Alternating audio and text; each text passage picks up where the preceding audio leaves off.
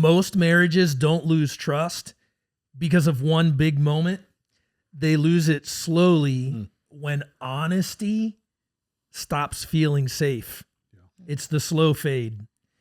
Shame tells us to protect ourselves, while love, unconditional love, invites us to move towards one another. Today, we want to talk about how trust is rebuilt, not by pressure, not by performance, but by creating an environment of safety where we live. What started as a question, God, you created marriage, can you make it work? Soon became a statement, God, you created marriage, you can make it work. Thank you for joining us on the Christian Family Life podcast, where we get into the good, the bad, and the ugly in our marriage relationships and mine God's word to see what it has to say about it.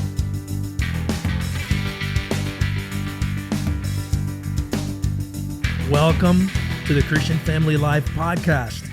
Roland, along with my wife Tammy. Hello. And our great friends, Giraldo and Suzanne. Hey. You went with the legal names there. Yes, yeah. Coming at you with our new setup. Yeah. Love it. A little more comfortable. Yeah. A little more casual. Actually, a lot more comfortable. I got to work on my core so it doesn't show so much. Yes. Or suck it in, one or the other. Oh, man. Can't imagine how uncomfortable those stools were. So, I mean, this it's is comfortable. so much better. So much. Well, last week, and actually the 2 or 3 episodes even before that, we've parked on shame and hiding. The part that plays biblically, where it starts, Genesis 2, naked and unashamed, to Genesis 3, shame and hiding, to today, we really want to transition and talk about how to rebuild trust. I think this is a great place for young couples and premarital. We highlight cultivating trust and protecting it. Yeah.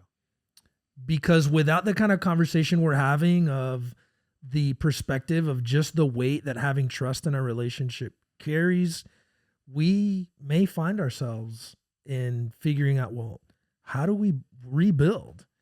And sometimes we think that rebuilding is done by proving ourselves. Well, in a performance-based relationship, that's the way it is. Yeah, that's how it is. You're going to have to prove yourself. But it's really rebuilt by creating safety and feeling safe in the relationship.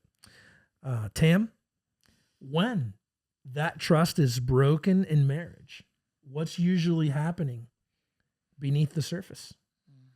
Well, fear. Yeah. Fear of an explosion from your spouse, having to really share some unprocessed feelings. You don't really know. You don't know what it's going to bring out in you. Just wanting to, and I think early on in marriage, I would say that was, we knew that being angry was sinful, or at least we thought it was, that sometimes we would call it righteous anger, but when we're angry at our spouse, we don't feel like it's right to share that. I think that, we do feel differently now. It's okay to share. It's, bottling it up is definitely not the way to go in a marriage, especially. Going along to get along, not wanting to bring up those things that, might even point back to something in childhood that, it maybe related to your father, and maybe, that part gets a little difficult to process, So what trust really is truth and safe presence equals trust. Trust is not certainty. It's emotional safety. You're not going to be reprimanded or shamed for thinking something. You can feel safe. And you can share your thoughts, even if they're wrong. You can share them, even if it's misunderstood, or if it's even if it's a misunderstanding that you have, you are in a safe place to share. One reason why we people go to counseling because they feel safe with that counselor. That counselor is going to bring out all the things that need to be talked about. And I do think that is such a healthy thing that we process. And I think that we'd rather go to, a doctor, in that field in counseling, and we want them to help us process. But I think that we can have that in a marriage, in our marriages. When people don't feel safe, their minds spiral. And I don't know if you guys have experienced this, but I just thought of this example. Have you ever been to a party? Now, Gio, you don't count because this is not applying to you. I'm really talking to Susie or Roland. I'm not talking to you either. But when you go into a party and you know only one person. Yeah. And that person's the host. So you can't really latch on to them. So like where your mind goes, like, what do these people think? They don't know who I am, first of all. And I did experience this recently where they didn't know who I was. And so the host was, I could tell she was like wanting to make sure that people knew who I was. And anyway, and there is that kind of that spiraling that happens when you don't feel you're like in a safe, you're not feeling a safe environment. For introverts, that is not a safe environment for you guys. Totally. It's your platform. It's your, bring it on. Yeah. Bring it on. Fear speeds us up and safety slows us down. So when I do love that too, I think fear of man comes into play. When I think about that, when we just fear what people think of us. And, and so we can think of these verses in our minds like fear of man, just trust the Lord and all of these things, but we're very human. And so it's a constant struggle really when it comes to feeling trust, feeling safe with people. But in marriage, fear should not be a factor in your communication. You should be able to slow down. And we love to get up early enough in the morning so where we can start the day off and we're slowing down. We'd rather do that with a cup of coffee in the morning and just sometimes we process things, sometimes we're just quiet and we might, have conversations, but that slowing down is so important. And tone and facial expression and presence matter. If you feel rushed, again, going back to speeding up, you feel rushed, you feel like, this is like, like we need to be somewhere. And oftentimes it's church where we have to go or wherever it is that we need to go that things kind of come to the surface. So sometimes it's not. But facial expression and presence matter.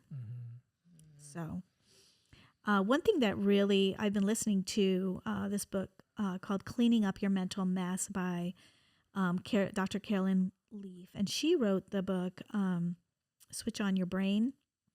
And she's, I mean, she might be a believer, but she's not coming from a faith perspective. But I find it so interesting the things that she has learned about the brain and being a psychologist. And she's got these different steps that she takes people through and different studies on people and how the brain is affected by different thoughts, toxic thoughts. One of the things that she has said is that we have veto power over our thoughts, which I thought is so interesting because that's biblical as well. We take each thought captive. But in the book, Cleaning Up Your Mental Mess is how much safety affects the way we think. When we're anxious or afraid, we don't process clearly. When we feel safe, we can slow down and we can tell the truth. Yeah. So I feel safest telling the truth when I know I won't be rejected. I mean, don't we all? Gio, why does shame make honesty feel so risky? I think it's because it's going to blow everything up. Yeah. I think we're afraid. I think you mentioned that earlier, Tammy, the fear of if I'm honest, if I share, if I open up, if I'm being vulnerable, this is what's going to happen. Whether it's true or not, that's kind Right. of how we're conditioned, right? Our minds are conditioned to think that way because I think that's what our culture has said. And so we feel much safer in this isolation. Like, I'll just keep it to myself. I'm not going to bring it up, which brings no healing in the process. It trains us to be self-protected. It trains us to kind of live in this place of hiding. And I think the fear of all that, of blowing up, looks at it from what our minds would equate it to, how the other person is going to react. What kind of, let's use the word punishment, for example. How are they going to punish me for the information that I'm going to share and being vulnerable? And it's not just anger. There's isolation from them themselves, from us. There's a defensiveness. This is more of a guy to a girl thing. It's if I'm honest with what I'm dealing with now, they're just going to want to fix it. They're not going to want to listen to me. So I'm not going to even tell them what it is. And so it really draws us away from what the goal is, which is to come together, the unity that is to be coming together. And when we create that space for each other in our resource to becoming one, we talk about the naked and unashamed position that we read in Genesis, where Adam and Eve were both naked and unashamed until sin entered the world, and then shame began the covering up. And so we talk about creating that environment within our home, which is on both sides, right? It's on the person having the confidence to share, but it's on the person receiving the information and the posture of how they're going to create a safe environment for those things to be said. And that presence from the person receiving the information creates, it really communicates a safety in that environment. Like the person that's sharing we've all been there when I want to say this, but I don't know if I say this, what's going to happen? They're going to get so mad. They're going to, whatever, fill in the blanks. And you're like, we do the juggling thing. And they were like, you know what? I'm not even going to bring it up. I'm just going to stay here. Well, that's one more step towards isolation. And it's a slow fade. Rowan, you opened with that. I think of, is it Casting Crowns? Yeah. That sings that song. Slow fade. It's a slow fade. It doesn't happen overnight. And then here we are years later wondering why we're so alone. Why do we feel like we're navigating all of our junk by ourselves because we don't have anybody there to be with us? And so there's a great phrase that we talked about earlier. Truth heals only when it is met with presence instead of punishment. That's where the healing begins. The walking through this together to allow each other that space of being cared for, being loved, and being heard. Man, how many times do you feel you're not heard? And sometimes you feel that not because the other person is not listening, but because of not wanting to say anything because of the response of what the other person is going to share. And so shame isolates, right? That's what causes the isolation. Trust invites you into the conversation, and then safety sustains the relationship. I thought that was really powerful there, because we need to be invited by our spouse into the conversation. We need to be open and create a safe place so that it sustains beyond just the moment, right? Just in that moment of there. And so, practically, these are things that I think why people don't risk being honest. But how does that play out in marriage? I know that we've had some things that we've practiced on. Yeah, I think if honesty costs the relationship, people stop being honest, right? If you know in your mind, if I say this, and honestly, you have to remember, perception is reality as well, right? So, and sometimes In the eye of the beholder. sometimes we project, so we have to be careful of that. But if I know ahead of time, if I share this, it's going to be responded with in this way, then I'm just not going to share it. And then we go back into all of the terms that we just talked about, isolation. And that isolation is shame's oxygen, right? It's like that shame is a fire. And I'm going to pull out a really old term here, the bellows, remember? I remember my parents had those when we had a fireplace up north. Yeah. Oh, yeah. And it had this thing where you squeezed it together and it blew fire blew air on the fire, and it like what looked like it was going down and dying down to embers. That was actual oxygen. Oh yeah, you pump that with the bellows. For our community is during the Cajachina when we did the pig roast, but you just used a paper plate Yeah. and did this. You just waved the paper whatever plate. it is, Heat up those coals. it's introducing oxygen back That's into right. the equation, and boom, the fire's back up. That's right. To And- the coals of shame. Yes, coals of shame. Oh my goodness. Wow. I think it's important to make sure we distinguish between two different ways that this shame can come about. I think today we're talking about that, what you guys have mentioned, the slow fade, the process, the actions and steps that you make, because there are relationships where there is a huge isolated incident where immediately trust was broken. And I think that's a different journey for repair. Yeah. But I think repair is always the goal if possible.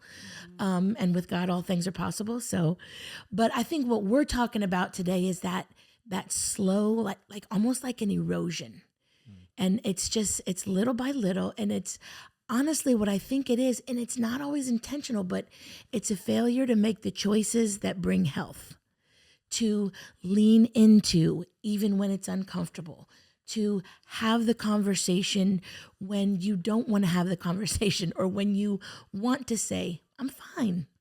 I think sometimes you say that enough and you begin to believe it yourself. I'm fine. I'm just going to learn to live with this uncomfortableness because I don't want the potential repercussions. And so we stay busy, right? And so I'm going to list some things that none of them are bad or wrong. But if we use them to avoid coming together, then they're not going to lead to health. So you have your job. Nothing wrong with a job. Bible endorses work, right? But when you lean into your job and maybe you stay extra hours, or you go in early, or you bring work home so that you're able to avoid, and that's kind of what all of these are. You find hobbies, friends, your kids, your church.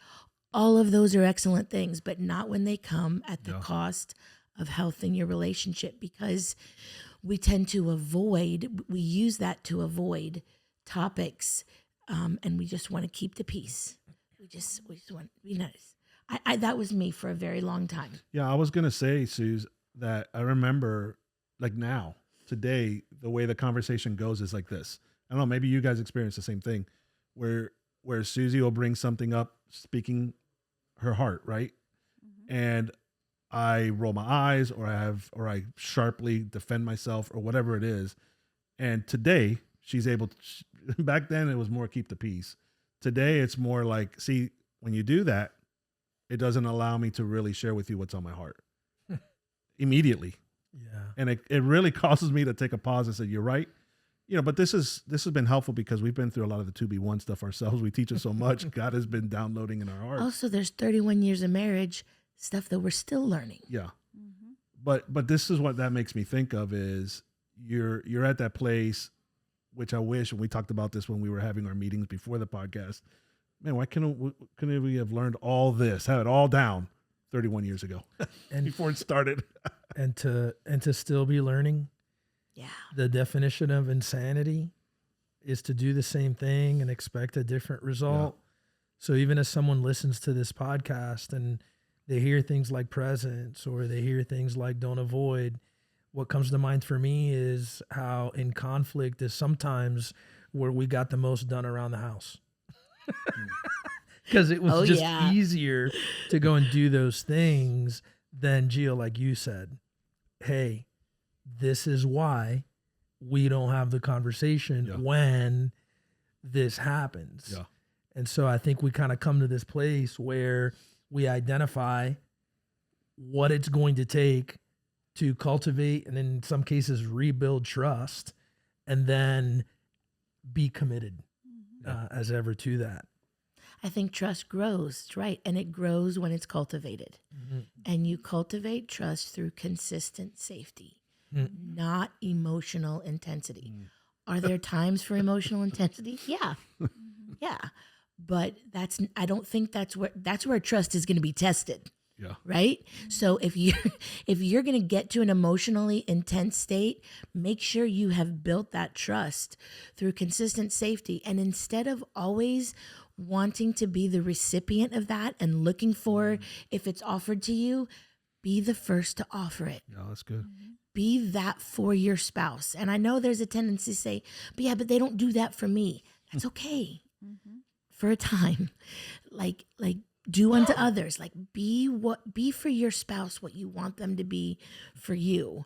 And so those ordinary conversations, it's not necessarily the big speeches and let's have a sit down, talk this thing out. There's times for those, but just ordinary conversation is where you're going to build that trust. And I think building or even rebuilding should always be the goal of the trust. Yep. How trust is rebuilt. We should be staying present in each other's lives, that we are, even have those, I know that both of us, there's always things to do. I don't know. I think maybe at your house too, but Yeah. it's less than your guys'. struggle. Empty nesters is different than having kids at home. Yeah. Completely. Oh. But they just begin to get different. It's different, right? Yeah. Well, and One Timmy day is a it'll be primary caregiver Yeah. for Right. her mom as well, who's doing well, but it still requires Sure. Well, it's my from being Tammy. mindful. Yeah, Yeah. it's a lot. So staying present, taking those times where, sometimes leaving the house is best, for us. But just, and not rushing to fix. I think that's our tendency, is to, let's just fix this, and sometimes being quiet, letting safety do the work. And just being in each other's presence. I think that kids see that too. Our kids observe, whether they're adults and married and come into the house and visit and all that. They see that there's a safety cultivated within the marriage. I don't think I think a book can be written on how much the kids pick up on. I know I picked up on things as a child growing up.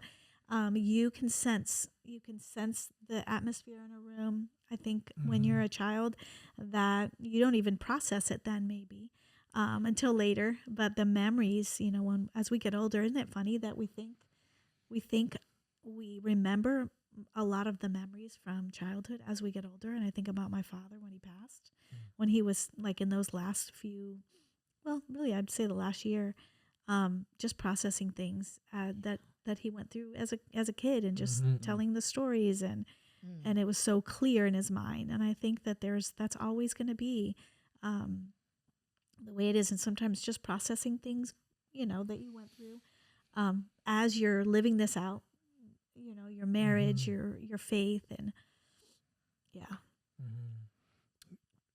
being curious in the process. I think we make too many assumptions of what they're thinking and what they're feeling, and our spouse, and we don't ask questions. We just, install our thoughts.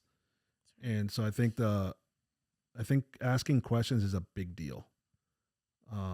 Letting some people share their heart, their story, why they're where they're at, with that safety in mind, I think is healing. And I think you move the needle so much further. Instead of accusing your spouse because of your assumptions, to letting them really share what they're dealing with and giving them that freedom. Yeah. Curiosity, right? Curiosity communicates safety. And so it's in the small responses. I think sometimes we want things to be so perfect that if we can't accomplish that, we just chuck it all. But the small steps toward repair. Trust comes back through hundreds of small moments. Yeah. I think a big takeaway as we try to just wrap it all together is how important an environment is. And when it's the right kind of environment, it's an environment that we want to step into. And it's an environment we want to stay in. We can think about our own actions. I think it's really important here, when we consider what cultivating trust looks like, is what is my role? In my case, what's my role as a husband? What am I doing as a husband, as a friend, as a confidant, as a lover to my wife? Is it an environment that she wants to be in? Yeah. And vice versa for the wife to think about. Because I think we're too quick when we want 100% agreement over unity, then that's going to create a division, because we want people to see things our way. And no matter how strong we feel about something, the biblical support we may have, the research we may have, we have different lenses. Right. Yeah. And while we submit to God's word, unity is what drives that, not to agree. And so what happens in a relationship when we can say, hey, I'm going to support you, even though I don't agree? Here's what else it invites. It invites an environment where you go, well, help me hear that. Share with me why you see it differently. Yeah. And we may experience the shift ourselves. Mm-hmm. I think Ephesians 4 is just a great is a great verse to land on, because we see three things. It says speak. So if there's an environment where you're present, you're going to communicate. It says speak truth. Well, we got to be honest. Mm-hmm. I'd rather go clean right now and be mad because of what just happened. I'm much better at cleaning when I'm mad. You get more done. I think that's why it makes me mad sometimes. Just kidding. But we got to be honest. Yeah. And then lastly, we speak truth in love. My goodness, to know that no matter what we share here, that we're going to be loved, we're going to be accepted, that in that presence, when the morning time rolls around and we sit there with our coffee, and even if we don't say anything, it's just that reminder, hey, we're here and we're drinking this coffee together. We may want to go into another room, or we may want to go be by ourselves, but just these few moments where I'm going to stay here because all is good and all is really loving. We're going to close it out. Mm-hmm. Any final thoughts before we close it and kind of give the teaser for what the next episode is going to cover? And the only thing I would say is give it a shot. Don't be afraid. Let's, like, both of you come together. If you're the husband that's listening to this podcast, encourage your wife to listen to it, and vice versa. If you're the wife, have your husband listen to it. But I think the unity piece, like, strive for unity. Satan wants the opposite. Mm-hmm. God wants unity because it reflects his image. And so give it a shot. Like, take a risk. Mm-hmm. Yeah. And go for it. So I'll drop the teaser. Shame just doesn't affect how we communicate. It affects who we believe we are. Mm-hmm. And who we believe we are determines a lot. Mm-hmm. Yeah. Man. So a lot. That was it. I dropped it. Yeah. So a lot to look forward to. We'll leave you with this. Don't force the vulnerability, but lead out. Yes. With no expectation of it being given in return. No gotcha moments. I think sometimes the truth is, let me drop the truth about you rather than me. And then if there's any kind of concern over emotional or physical vulnerability in the connection, meaning it just doesn't seem like we can get away from the outburst, and I don't feel safe, then that's where we always encourage a couple, get help. Yeah. Get help. It's not okay. There are biblical drivers for love and forgiveness, but should definitely be in a safe environment. And sometimes it's going to take someone else stepping in and getting the help that we need. Until next time. Yeah. Thank you for tuning in to the Christian Family Life Podcast.